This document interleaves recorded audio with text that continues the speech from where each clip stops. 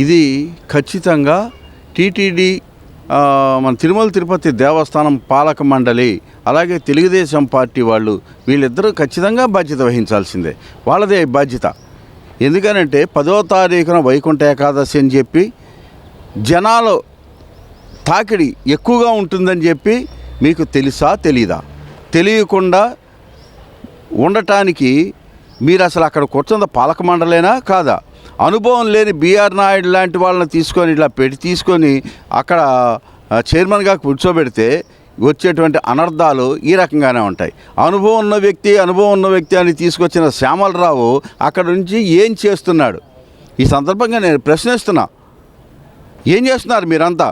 10వ తారీఖున వైకుంఠ ఏకాదశి సందర్భంగా ఉత్తర ద్వార దర్శనం చేసుకొని ముక్తిని పొందాలనుకున్నటువంటి అశేషమైనటువంటి భక్తుల్ని వాళ్ళ మనోభావాలతో ఆడుకొని వాళ్ళని డైరెక్ట్గా వైకుంఠానికే పంపించేసినటువంటి ఘనత వహించిన తెలుగుదేశం పార్టీ, ఈ కూటమి ప్రభుత్వం, ఈ టీటీడీ పాలక మండలి దీనికి ఖచ్చితంగా ఆన్సర్ చెప్పి తీరాలి. గతంలో భక్తుల మనోభావాలతో ఆడుకున్నారని చెప్పి లడ్డు విషయంలో ఏదో కల్తీ జరిగిపోయిందని చెప్పేసి నానాయాగి చేశారు కదా. ఈ బాధ్యత ఎవరు తీసుకుంటారు? చంద్రబాబు నాయుడు గారు. మిమ్మల్ని సూటిగా ప్రశ్నిస్తున్నాం. మీరు అధికారులు తప్పుదామని చెప్పేసి అధికారుల మీద పడేసి తప్పించుకొద్దామని చూసుకుంటున్నారా? బిఆర్ నాయుడు గారు రాత్రి అదే చెప్పాడు. ఇది దేవుడు చేసినటువంటి నిర్ణయంట. దేవుడు దర్శనం చేసుకుందాం వచ్చిన వాళ్ళకి డైరెక్ట్గా వైకుంఠానికి తీసుకెళ్ళమని దేవుడు చెప్పాడా? మీరు చెప్పారా? డైరెక్ట్గా వైకుంఠానికి పంపించమని మీరు తీసుకున్న నిర్ణయం దేవుడి మీదకు తోసేదలుచుకున్నారా? అది కూడా కాకుండా బిఆర్ నాయుడు గారు నిన్న ప్రెస్ మీట్లో మాట్లాడుతూ ఇది జరుగుతుందని మాకు ముందే తెలుసు అన్నాడు. ఏం జరుగుతుందని తెలుసు? తొక్కిసలాట జరుగుతుందని తెలుసా? ఈ తొక్కిసలాట ఘటనను అడ్డం పెట్టుకొని ప్రచార ఆర్భాటం పొందాలనుకున్నారన్న విషయం తెలుసా? ఈ తొక్కిసలాట ఘటన ద్వారా దీన్ని ఒక సినిమాలాగా చిత్రీకరించి దీన్ని వాడుకోవాలనుకున్నారన్న సంగతి మీకు తెలుసా? ఏమి తెలుసా అని మీరు ఈ మాట మాట్లాడారు. తెలిసి గనక మీ మీద 109 కింద 61(2) కింద కేసులు ఎందుకు బుక్ చేయకూడదు అని నేను అడుగుతున్నా. 109 కింద ఎందుకు మిమ్మల్ని బుక్ చేయరు? మీకు ముందే తెలుసు అని చెప్పి అన్నారు.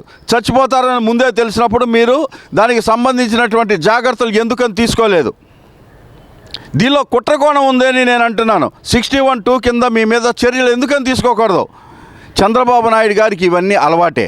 ఎందుకని అని అంటే గతంలో కూడా గోదావరి పుష్కరాలు జరిగినప్పుడు ప్రచారపు ఆర్భాటం కోసం ఆయన ఎవరో బోయపాటి శ్రీనివాస్ అనేటువంటి ఒక సినిమా డైరెక్టర్ని తీసుకొని వచ్చి ఆ సినిమా షూటింగులు దీనికోసం అని చెప్పి ఒక్కసారిగా గేట్లు ఓపెన్ చేస్తే 26 మంది చచ్చిపోయారు. మీ ప్రభుత్వ హయాంలోనే మీరు నాయకత్వంలో ఉండగానే జరిగినటువంటి పని. అందుకని మీకు అలవాటని నేను అంటున్నా.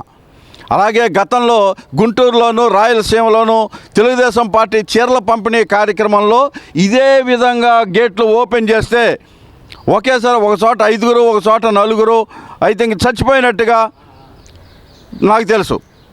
మరి దీనికి కూడా మీరే మీ హయాంలో మీ నాయకత్వంలో జరిగినటువంటి విషయమే.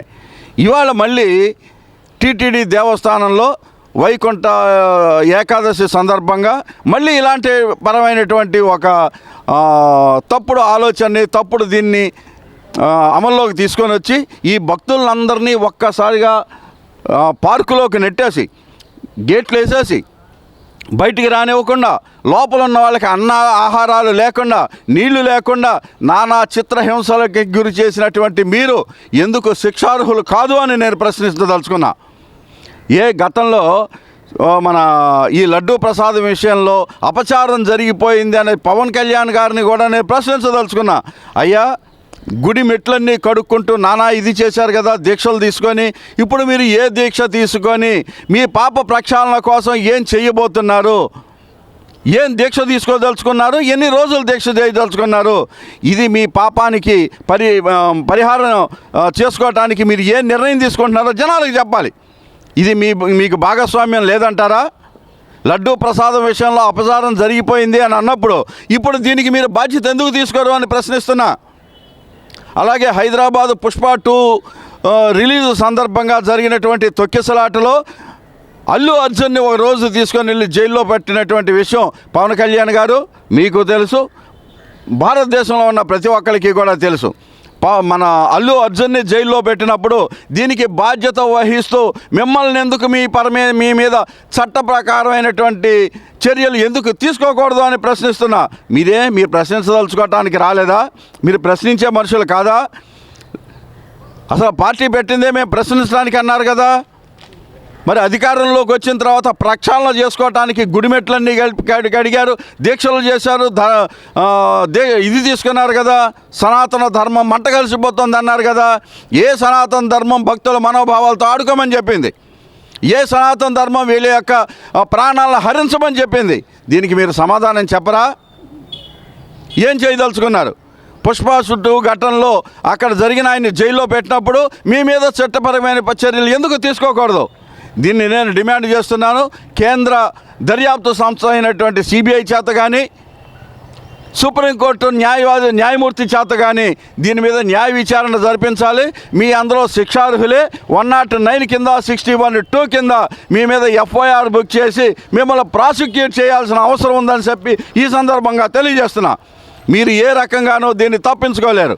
మీరు ఎన్ని వాగ్దానాలు ఇచ్చి ఏమేమి హామీలను ప్రకటించి అధికారంలోకి వచ్చారో సంగతి మర్చిపోయి వీటిలన్నింటినీ గాలి కొదిలేసి రోజుకో సంఘటన ఒకటి తీసుకొని జనాల మైండ్ని డైవర్ట్ చేయడం కోసం నానా ప్రచార పార్బాటాలు చేసుకుంటూ ఒక సంవత్సరం ఒకటి అంటారు, ఇంకోటిసారి లడ్డు అంటారు, ఇంకోటిసారి ఇంకోటి అంటారు. ఈ రకమైనటువంటి ప్రచార పార్బాటాలతో మీ యొక్క హామీలని పక్కన పడేసి జనాల యొక్క వాళ్ళ బతుకుల్ని దేవుడికి వదిలిపెట్టేసి భక్తుల మనోభావాలతో ఆడుకుంటారా? రెడ్ బుక్ రాజ్యాంగం అమల్లోకి తీసుకొస్తామని చెప్పి సోషల్ మీడియా కేసుల్లో కొన్ని వందల మందిని జైళ్ళ చుట్టూ, పోలీస్ స్టేషన్ల చుట్టూ, కోర్టుల చుట్టూ తిప్పుతున్నారు. దీని మీద బాధ్యత మీరు తీసుకోండి. వీటిలన్నింటినీ పక్కన పెట్టి మీరు ఇచ్చినటువంటి హామీలను నెరవేర్చడానికి మీరేం చేస్తున్నారో అవి జనాలకి చెప్పండి. మీ హయాంలో జరిగినటువంటి పాపాలకి ప్రాయశ్చిత్తంగా మీరేం చేసుకోబోతున్నారో చెప్పండి. ఎవడి మీద శిక్షలు ఏ అధికారి మీద దీన్ని మోపదలుచుకున్నారో చెప్పండి. అధికారుల మీదకు తోసేసి మీరు పక్కగానే కూర్చొని చేతులు దులుపుకోవాలని మీరు ప్రయత్నిస్తున్నారా? ఈ పాపంలో మీకు భాగస్వామ్యం లేదా? బాగా ఉంది అని అనుకుంటే మీరు ప్రశ్నించండి. ఎవరు బాధ్యులో వారిని శిక్షించడానికి ప్రయత్నించండి. మీరు బాధ్యత తీసుకున్నారు. గతంలో లడ్డు విషయంలో గుడిమెట్లన్నీ కడిగారు. దీనికి కూడా బాధ్యత తీసుకోండి. రాజీనామా చేస్తారా? దీనికి బాధ్యత వహిస్తూ రాజీనామా చేస్తారా? తెలుగుదేశం ప్రభుత్వాన్ని మొత్తాన్ని రాజీనామా చేయమని అడుగుతారా? ఈ చచ్చిపోయిన వాళ్ళ యొక్క ప్రాణాలను ఎవరు తీసుకొచ్చేస్తారు? అదే మాట కదా మీరు కూడా అడిగారు. అల్లు అర్జున్ గారిని పుష్ప 2 సందర్భంలో అడిగిన మాట ఇదే కదా. చచ్చిపోయిన వాళ్ళ ప్రాణాలకి ఎవడు బాధ్యత, ఎవరు తీసుకొస్తారని అడిగారు కదా. అదే విషయాన్ని మేము ఇవాళ అడగదలుచుకున్నాం. దాదాపుగా 10 మంది చచ్చిపోయారు. ముందు వీళ్ళందరికీ టీటీడీ పక్షాన ఒక్కొక్కరు చచ్చిపోయిన కుటుంబానికి 50 లక్షల రూపాయలు పరిహారం కట్టించండి.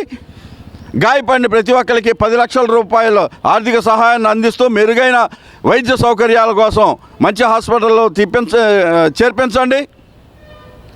ఆ చచ్చిపోయిన ప్రాణాలకి బాధ్యత ఎవరు తీసుకుంటాడు? చంద్రబాబు నాయుడు గారు మిమ్మల్ని అడుగుతున్నా, లోకేష్ బాబు గారు మిమ్మల్ని అడుగుతున్నా, కూటమి ప్రభుత్వాన్ని అడుగుతున్నాను, బీజేపీ వాళ్ళని అడుగుతున్నాను, జనసేనని, పవన్ కళ్యాణ్ని అడుగుతున్నాను, శ్యామలరావు గారిని అడుగుతున్నాను, ముఖ్యంగా రావు గారిని, బిఆర్ నాయుడు గారిని అడుగుతున్నాం. ఈ దేవుడి మీద పెట్టేసి తప్పించుకోదలుచుకున్నారా? దీనికి మీరు తప్పించుకోవడానికి అవకాశం లేదు. కుట్ర జరిగి ఏదో ముందు జరుగుతుందని ముందే ఊహించానన్నారు. ఏం ఊహించారు? మీకు తెలిసిన నిజాలేంటి? ఆయన మీద ఎఫ్ఐఆర్ ఫైల్ చేయండి. వీళ్ళందరి మీద కూడా ప్రాసిక్యూట్ చేయండి. న్యాయ విచారణ జరిపించండి. అంతేగాని మీ యొక్క అవివేకమైనటువంటి చర్యలతో జనాన్ని తప్పుదోవ పట్టిద్దామని చెప్పి మీరు ఇచ్చిన హామీలను జనాలు మర్చిపోవటం కోసం డైవర్ట్ పాలిటిక్స్ చేస్తూ ఎన్ని నెలలు, ఎన్ని సంవత్సరాలు గడపదలుచుకున్నారు. ఈ సంఘటనకి మాత్రం మీరే బాధ్యత వహించాలి.